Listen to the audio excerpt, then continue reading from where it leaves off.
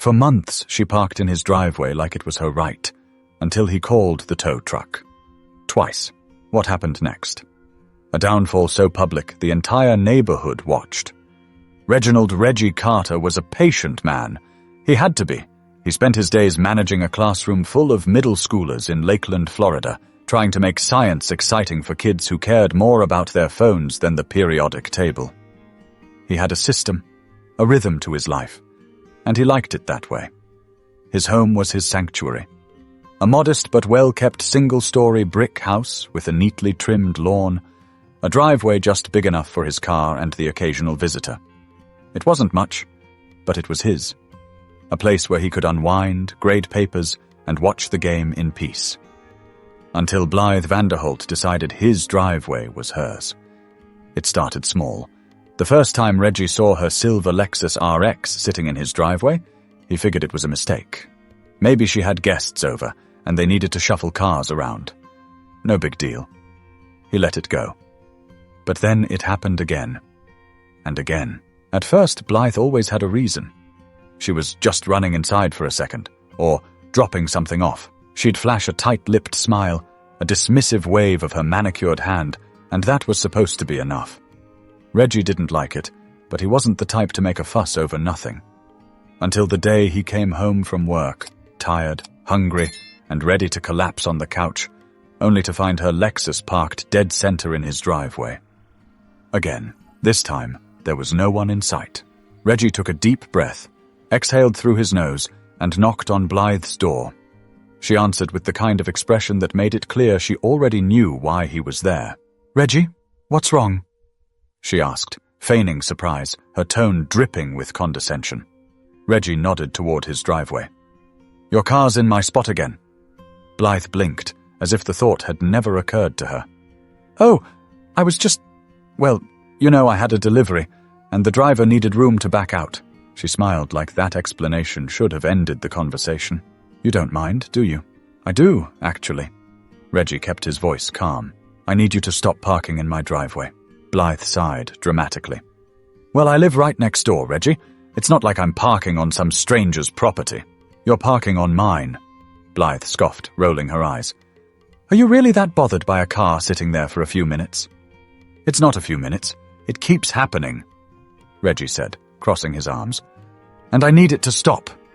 She let out a sharp laugh.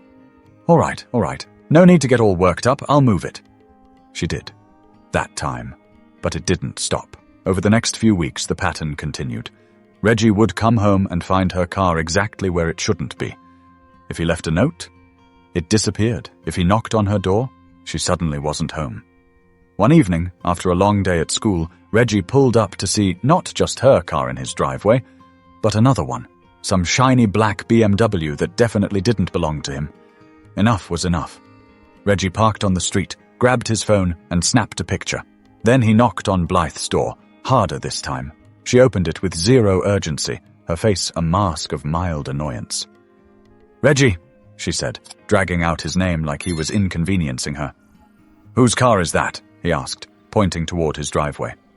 "Oh, that's my friend's," she said breezily. "We were having a little get-together and, well, you weren't home. Thought it wouldn't matter." "It does matter," Reggie said, his patience thinning. "This isn't a parking lot, Blythe. This is my home." She folded her arms, tilting her head like he was the unreasonable one. "Well, you should have said something earlier." "I would have moved it." Reggie clenched his jaw, inhaling slowly. "I am saying something. Right now. Move the car." Blythe rolled her eyes, but finally stepped inside to call her friend. Reggie waited. 10 minutes. 15. At 20 minutes, he was done waiting. He walked back to his own house, sat on his couch, and started looking up the number for the local towing company. But this was just the beginning. Reggie wasn't the type to stir up drama. He lived his life quietly, minded his business, and gave people the benefit of the doubt. But Blythe Vanderholt had officially crossed the line.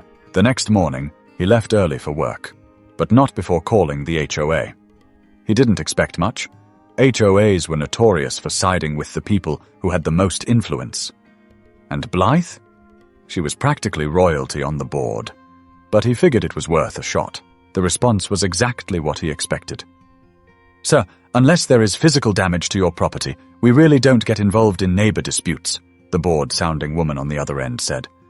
Have you tried speaking with her? Reggie sighed. That's all I've been doing. Well, we can send a courtesy email, but that's about it. A courtesy email? Yeah, that'd teach her. But Reggie wasn't going to waste his energy arguing. He thanked the woman and hung up. If the HOA wasn't going to do anything, he'd handle it himself. He left one last note on Blythe's windshield that morning. Big, bold letters. Do not park here again. But when he came home that evening, the note was gone. Her Lexus RX was not only in his driveway again, but parked at an angle like she didn't even care. Reggie pulled his car onto the street, staring at the scene in disbelief. She wasn't even trying to be subtle anymore. Fuming, he walked up to her door and knocked. Hard. It took a full minute before she finally answered, wine glass in hand, looking like she'd just been in the middle of a relaxing evening. Reggie, she said, drawing out his name like he was an interruption to her night.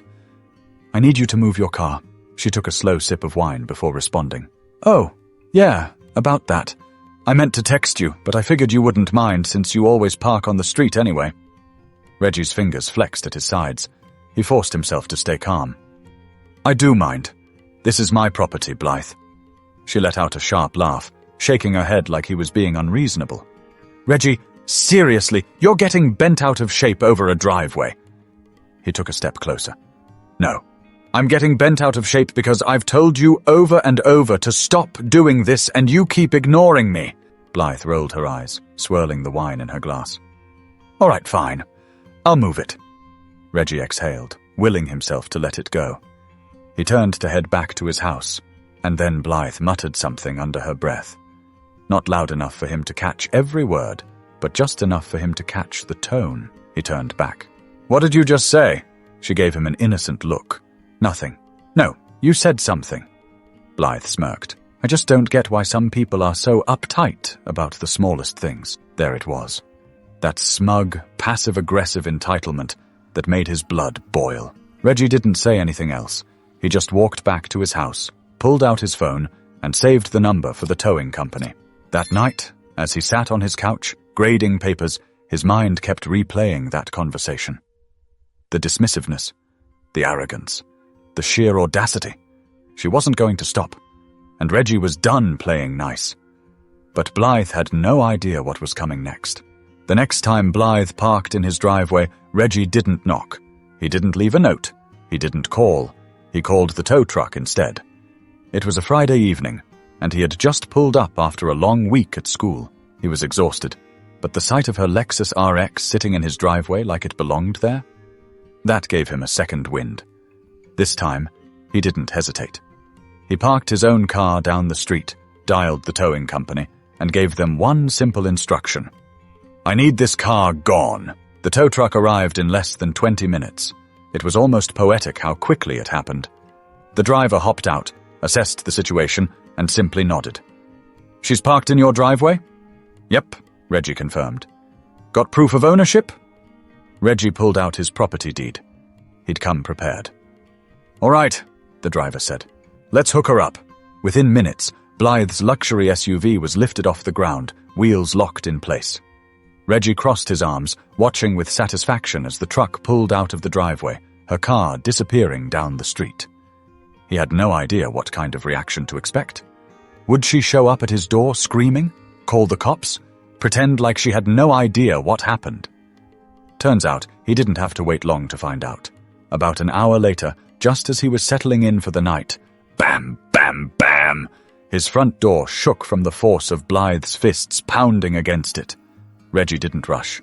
He took his time, standing up, stretching his arms, making her wait. Then he opened the door.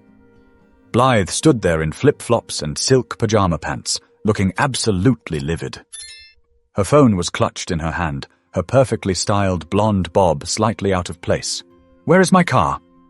She snapped. Reggie tilted his head. Oh, you mean the one that was illegally parked in my driveway? Her nostrils flared. Don't play games with me, Reggie. Where is my car? He shrugged, casually. Towed. She stared at him. mouth falling open in pure disbelief. "You did what?" "You heard me," Reggie said. "You wouldn't stop parking in my driveway, so I had it removed. Simple as that." Blythe let out a sharp, hysterical laugh. "Oh, you are going to pay for this! Do you know who I am? I'm on the HOA board! I have connections, Reggie!" He gave her a slow blink. "Good for you. Your car's at Sunshine Towing off Orange Blossom Trail. Have a good night." And with that, he shut the door. But Blythe wasn't done.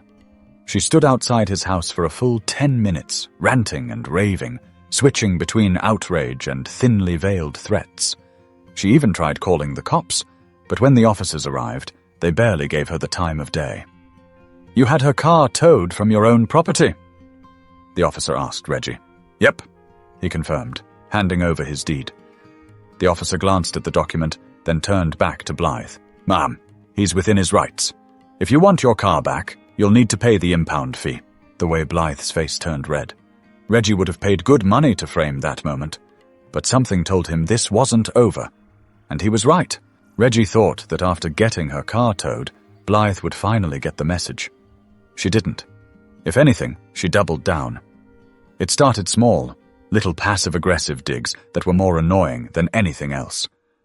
First, she left a note on his door, written in bright red marker, as if she thought she was making some kind of legal statement. "This is a community. We should all be more considerate of our neighbors." Reggie tossed it straight in the trash. Then came the HOA complaints. A letter arrived in his mailbox a few days later, claiming his front porch plants were in violation of community aesthetics. Reggie laughed out loud. The same potted ferns that had been there for the past 2 years were suddenly a problem? Then another letter. His garbage bins were left out too long. And another. His mailbox paint was fading. By the 4th letter, Reggie wasn't even mad. He was impressed. She was putting in real effort. But the worst part? She started calling security on him. One evening, Reggie was watering his lawn when a white security SUV pulled up, lights flashing. A tall, middle-aged officer stepped out, adjusting his belt like he had something important to do. "You live here, sir?" he asked. Reggie frowned. "Yeah. Why?" The officer cleared his throat. "We received a call about some, suspicious activity."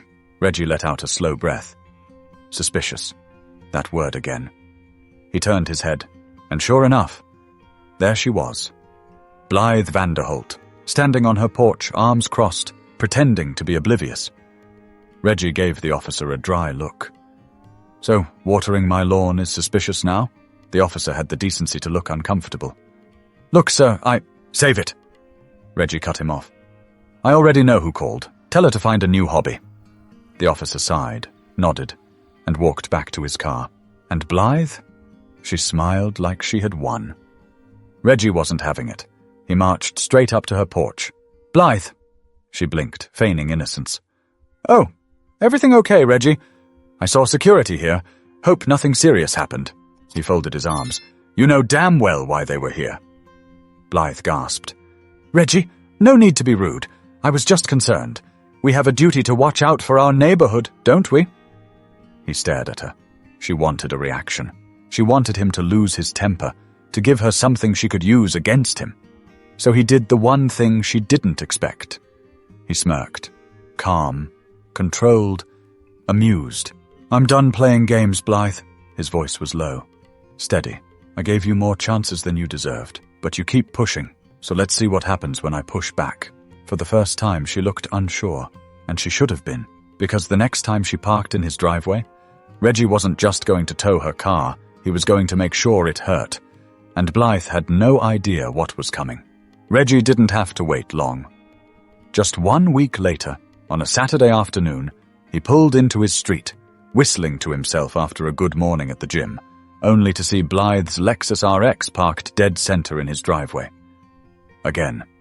Not only that, it was blocking his garage. It was bold, disrespectful. And this time, his entire family was on the way over for a cookout. Reggie sat in his car for a moment, just staring. Then he put it in park, stepped out, and made one call. "Hey, this is Reggie Carter," he said, voice calm. "I need a car towed." Same location as last time, the dispatcher chuckled. Let me guess. Same car too? You got it.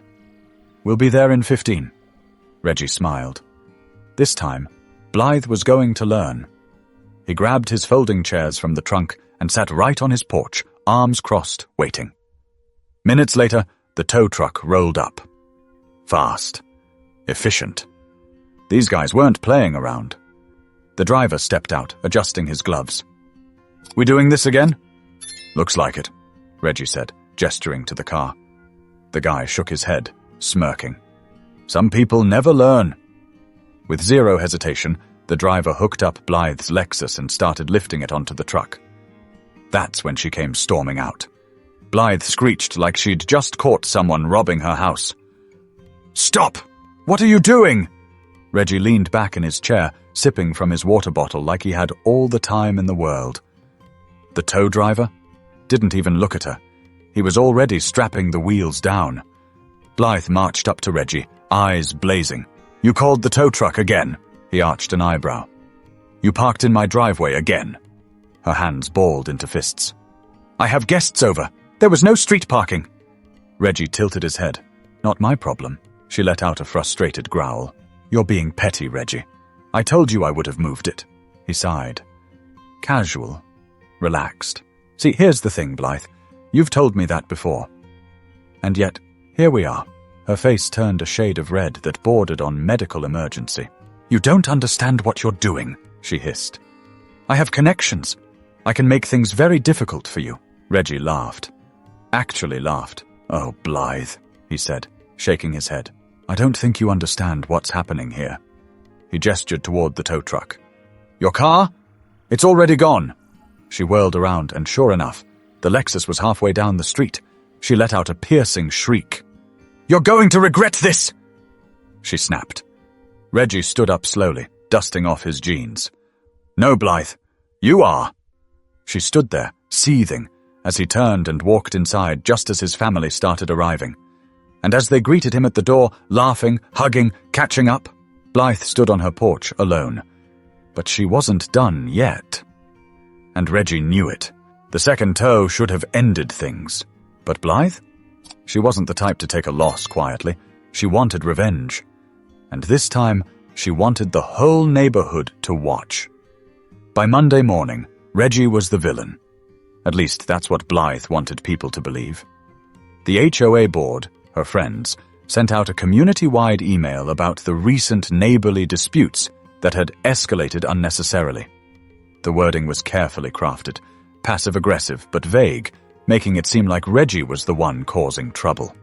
Then the flyers started appearing. Yes, flyers, printed, laminated, and taped to every mailbox on the street. Is this the kind of community we want? Do we tow our neighbors instead of talking to them? It was laughable. Reggie yanked the one off his own mailbox and shook his head. She was really doing all this over a driveway? But the best part? Nobody was buying it. Blythe had pushed her luck one too many times. The morning after her latest stunt, Reggie's phone lit up with messages. Neighbors, parents from the school, even a few HOA members who weren't in Blythe's pocket. Hey man, saw the flyer, what the hell is wrong with her? We all know she's a nightmare. She tried to fine me $200 last year for a wind chime. If she parks in your driveway again, I'll split the tow fee with you. Reggie chuckled at that last one. The best part? He didn't even have to defend himself. People had seen her antics for years, the unnecessary complaints, the fines, the power trips, and now that she was embarrassing herself so publicly, they were turning on her.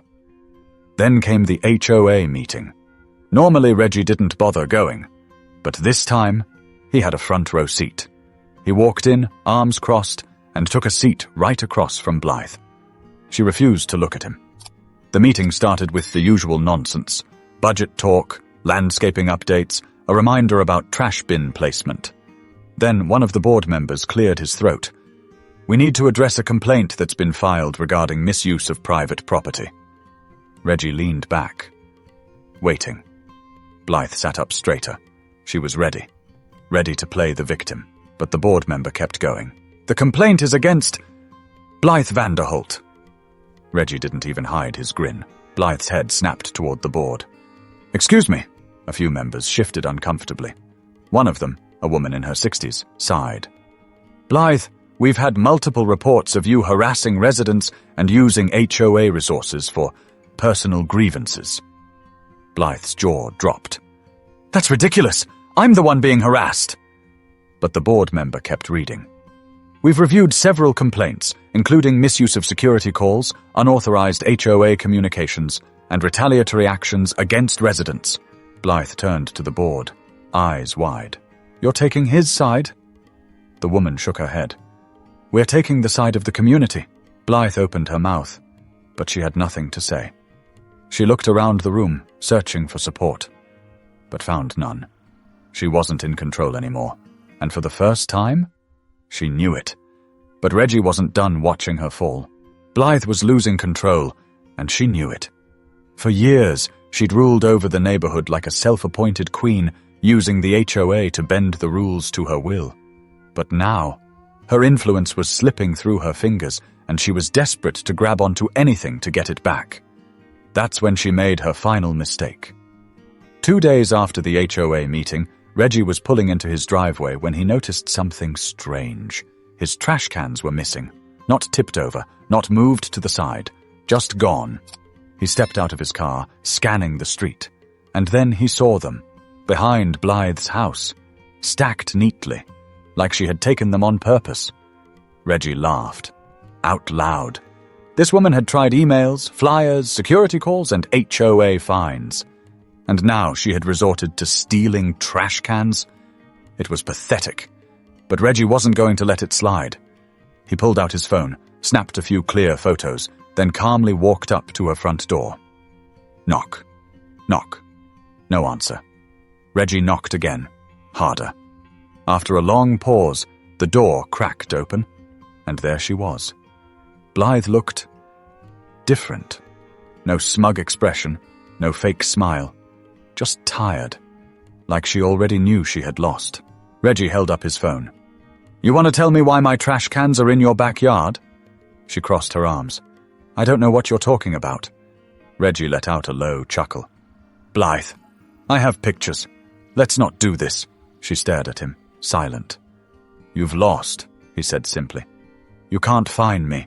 You can't call security. The HOA isn't backing you. And now, you're out here stealing trash cans like a crazy person?" Blythe's eyes flashed with something sharp, but she didn't speak. Reggie took a step closer. Calm, steady, unbothered. "You've spent months trying to make my life hell. But now?" He gestured to her quiet, dark house. "Seems like you're the one who's miserable." She swallowed hard, her lips pressing together. Then, without another word, she shut the door. Reggie smiled. That was the smartest thing she'd done all year, but there was still one last piece of justice left. The next morning, Reggie filed an official complaint with the HOA. This time, against Blythe. The evidence was stacked against her. Harassment reports from multiple neighbors, false security calls, unauthorized HOA communications. And now? Theft. By the end of the week, the board had no choice but to take action. Blythe Vanderholt was removed from the HOA board. Her power? Gone. Her control? Over. And the best part? She never parked in Reggie's driveway again. Because some people only learn when they have everything taken away. Blythe never spoke to Reggie again. Not a single word. No glares.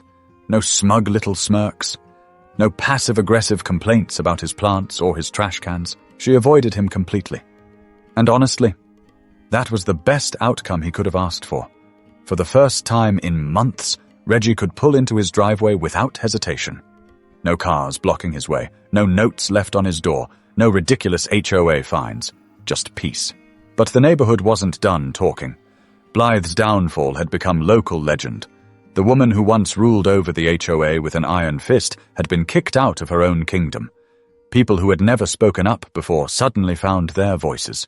She fined me $75 for leaving my bike on my porch once. She called security on my nephew because he was wearing a hoodie. I've lived here for 10 years, and I've never seen her actually help anyone. Reggie realized something.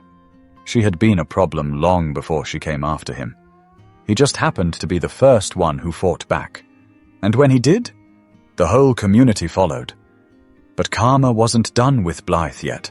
A few months later, a for sale sign popped up in her yard. She was moving. Some said it was because she was embarrassed. Others whispered that she had too many enemies now to feel comfortable staying. Reggie didn't care why. When the moving trucks finally pulled away, he stepped onto his porch, took a deep breath, and let it all sink in. The fight was over. And he had won. The lesson? Some people think they can push others around forever.